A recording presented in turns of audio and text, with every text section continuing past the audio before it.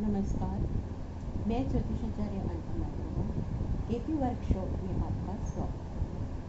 हमारी पिछली कक्षा में हमने कस्त कुंडली चार्ट बनाना सिखाया था और आज हम स्टडी कर रहे हैं सिग्निफिकेटर्स ऑफ हाउसेज, यानी कि कार्यश ग्रह। सभी 12 भावों के कौन कौन से ग्रह कार्यश बनते हैं केपी पद्धति के द्वारा। आज हम यही स्टडी करने जा रहे हैं। हमने पिछली कक्षा में स्टडी किया था कि कुछ केपी के अनुसार कुछ नियम रखे गए हैं जिसके अनुसार भाव के कौन कौन से ग्रह कार्यश होते हैं ये देखा जाता है। अब एक एग्जाम्पल कुंडली दी गई है। इस कुंडली के कार्यश ग्रह किस तरह खोजे गए हैं इसकी जानकारी हम आज की कक्षा में देंगे। अब सबसे पहले प्रथम भाव को देखते हैं। हाँ जी, तो प्रथम भाव में चंद्रमा है। कस्त कुंडली में हम देखेंगे कि प्रथम भाव में हमारा चंद्रमा है। अतः कुंडली के नीचे दिए गए कोष्टक में भावों में स्थित ग्रह, इस कॉलम में प्रथम भाव के सामने चंद्रमा लिखा गया है। अब हमारा देखिए भावों में प्रथम भाव का भावों में स्थित ग्रह, भाव के स्थित ग्रह, तो इसके नीचे हमने चंद्रमा लिख दिया है।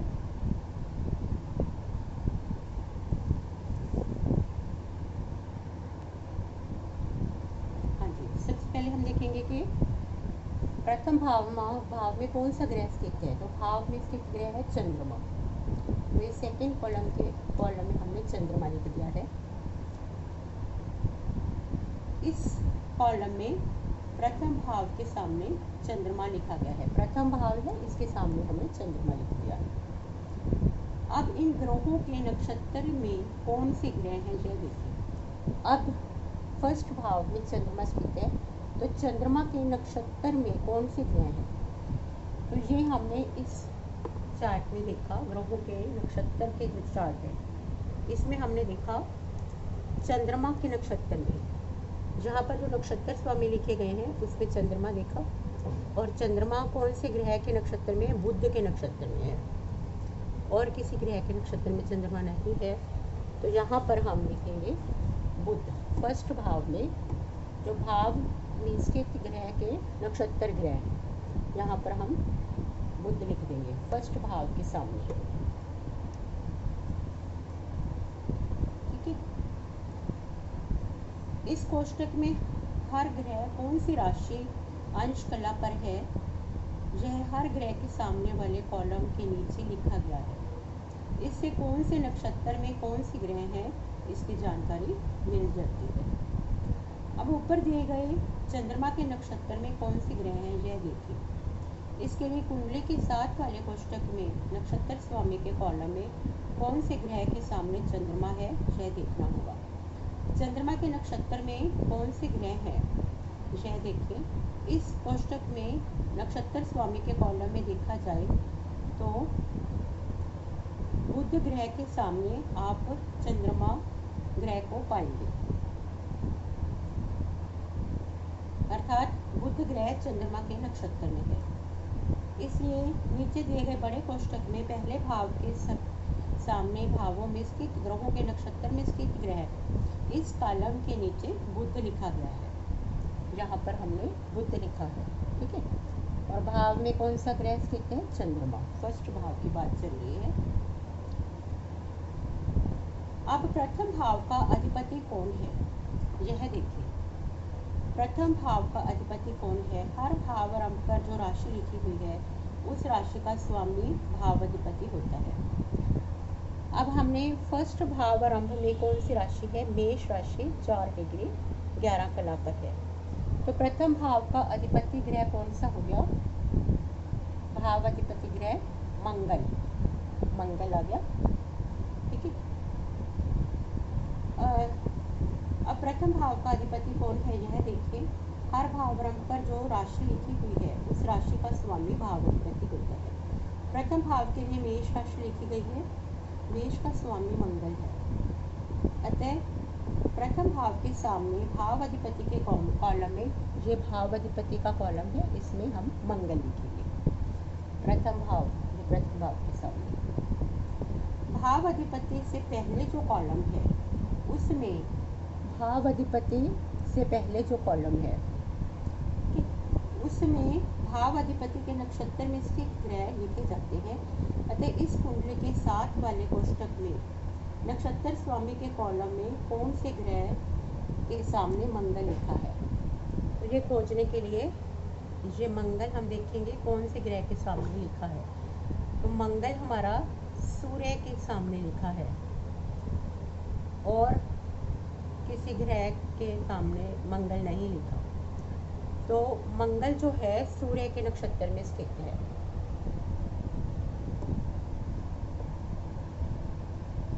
तो मंगल जो है भाव अधिपति मंगल के नक्षत्र में सूर्य ग्रह स्थित है। सूर्य हमारा मंगल के नक्षत्र में, इसलिए भाव अधिपति के नक्षत्र के ग्रह सूर्य आ गए। भाव अधिपति से पहले जो कॉलम है उसमें भाव अधिपति के नक्षत्र में स्थित ग्रह लिखे जाते हैं। अतः इस कुंडली के साथ वाले कोष्ठक में नक्षत्र स्वामी के कॉलम में कौन से ग्रह के सामने मंगल लिखा है यह देखिए। जहाँ रवि ग्रह के सामने मंगल लिखा है अर्थात मंगल के नक्षत्र में रवि है। अतः प्रथम भाव के सामने भाव अधिपति के नक्षत्र में स्थित ग्रह इस कॉलम में रवि मीन्स सूर्य लिखा गया है। भाव अधिपति के नक्षत्र में स्थित ग्रह प्रथम भाव के कॉलम में सूर्य लिखा गया।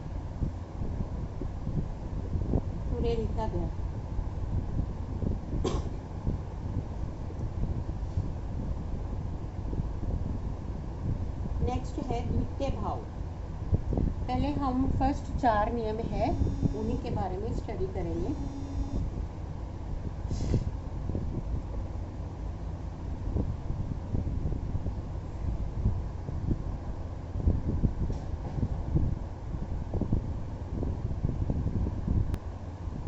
पहले 4 नियम है उन्हीं के अनुसार पूरी कुंडली के 12 भावों को स्टडी करेंगे। नेक्स्ट आता है हमारा सेकंड भाव।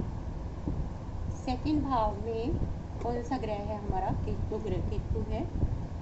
सेकंड भाव में केतु है। अतः दूसरे भाव के सामने भाव में स्थित ग्रह सेकंड भाव के सामने भाव में स्थित ग्रह में केतु,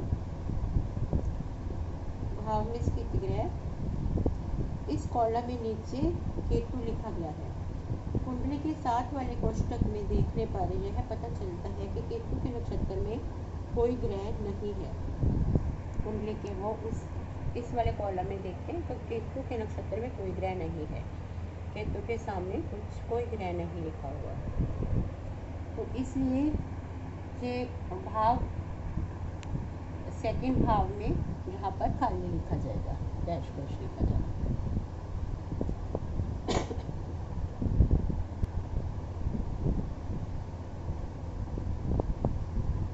अर्थात दूसरे भाव के सामने भाव में स्थित ग्रहों के नक्षत्र में स्थित ग्रह इस कॉलम में डैश का निशान है।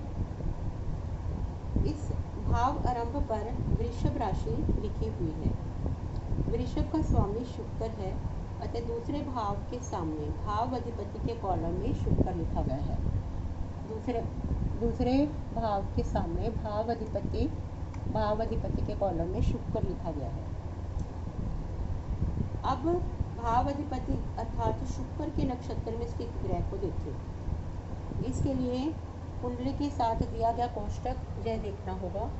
शुक्र के नक्षत्र में स्थित ग्रह शुक्र ये है, शुक्र के नक्षत्र में शुक्र ही आ रहा है और कोई ग्रह शुक्र के नक्षत्र में नहीं है। तो सेकंड भाव की हम बात कर रहे हैं। तो यहाँ पर भाव अधिपति से पहले जो कॉलम है उसमें भाव अधिपति के नक्षत्र में स्थित ग्रह लिखे जाते हैं। इस कुंडली के 7 वाले कोष्ठक में नक्षत्र स्वामी के कॉलम में कौन से ग्रह के सामने लिखा गया है यह देखिए। यहाँ रवि ग्रह के सामने मंगल लिखा है। हाँ जी, तो हमारा सेकंड केतु जो है सेकंड भाव में स्थित है और भाव अधिपति जो है शुक्र बन रहा है और शुक्र के नक्षत्र में शुक्र ही स्थित है। तो हम यहाँ पर जो शुक्र के नक्षत्र में स्थित ग्रह को देखें, इसके लिए कुंडली के 7 वाले कोष्ठों को देखना होगा। हर ग्रह के सामने वे ग्रह कौन से नक्षत्र में है यह लिखा गया है। अतः शुक्र के नक्षत्र में कौन सा ग्रह लिखा गया है यह देखिए। जहाँ शुक्र के नक्षत्र में स्वयं शुक्र ही है, इसलिए दूसरे भाव के सामने भाव अधिपति के नक्षत्र में स्थित ग्रह इस कॉलम में शुक्र लिखा गया है। नेक्स्ट आ रहा है हमारा थर्ड भाव, तीसरा भाव। इस भाव में कोई ग्रह नहीं है। भाव में कोई ग्रह न होने के कारण भाव में स्थित ग्रह के नक्षत्र में स्थित ग्रह को खोजने की आवश्यकता नहीं है। तो भाव में स्थित ग्रह थर्ड भाव में डैश डैश, तो भाव में स्थित ग्रह के नक्षत्र में भी कोई ग्रह नहीं है। अतः तृतीय भाव के सामने इन दोनों कोष्ठकों में डैश का निशान है। इस भाव का अधिपति ग्रह बुध है, क्योंकि भाव का अधिपति ग्रह जो है बुध है, क्योंकि भाव आरंभ में मिथुन राशि लिखी गई है। भाव अधिपति बुध है, तब उसके नक्षत्र में कौन से ग्रह हैं यह देखिए। कुंडली के 7 वाले कोष्ठक में किसी भी ग्रह के सामने नक्षत्र स्वामी के कॉलम में बुध नहीं लिखा है, अर्थात बुध के नक्षत्र में कोई ग्रह नहीं है। अतः तृतीय भाव के सामने भाव अधिपति के नक्षत्र में स्थित ग्रह इस कॉलम में डैश का निशान है। नेक्स्ट रहता है हमारा चतुर्थ भाव, फोर्थ भाव।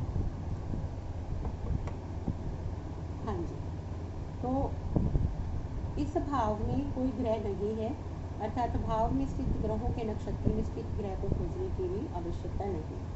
अतः चतुर्थ भाव के सामने वाले दोनों कोष्ठक कॉलम में डैश लिखा गया है। भाव में स्थित ग्रह और भाव में स्थित ग्रहों के नक्षत्र में ग्रह। इस भाव के आरंभ में मिथुन राशि लिखी हुई है, अतः भाव अधिपति जो है बुध है। भाव अधिपति बुध है, बुध के नक्षत्र में कोई ग्रह नहीं, अतः भाव अधिपति के नक्षत्र में स्थित ग्रह इस कॉलम में चौथे भाव के सामने डैश लिखा गया है।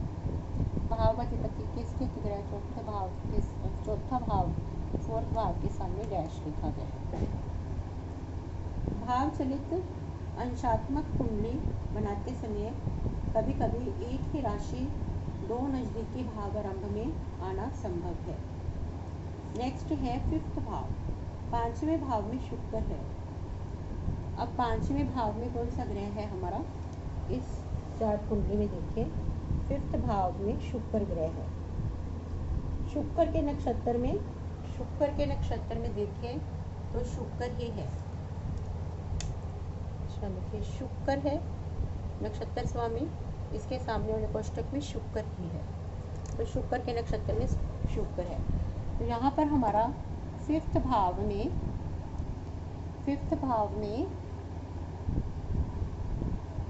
पांचवें भाव में शुक्र है, शुक्र के नक्षत्र में शुक्र ही है। अतः पांचवें भाव के सामने दोनों कॉलम में शुक्र लिखा गया है। पांचवें भाव के सामने दोनों कॉलम में शुक्र लिखा गया है। अब पांचवें भाव आरंभ में चंद्रमा की कर्क राशि है, अतः चंद्रमा भाव अधिपति है।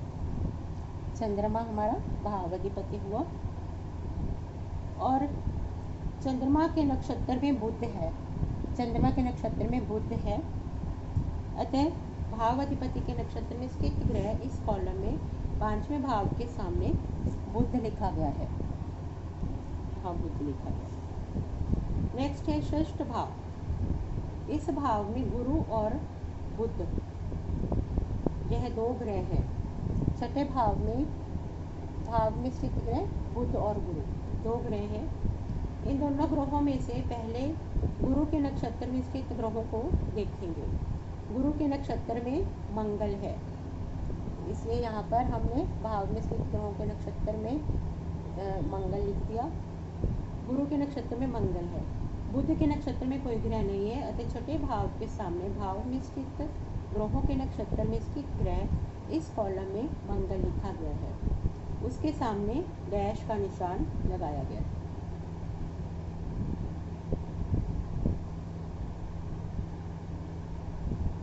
इस भाव का अधिपति रवि है।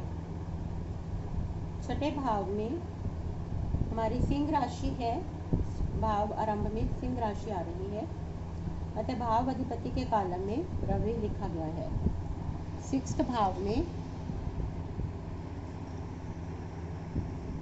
हमारे सिक्स्थ भाव में भाव अधिपति के कॉलम में सूर्य है, रवि में सूर्य लिखा गया है।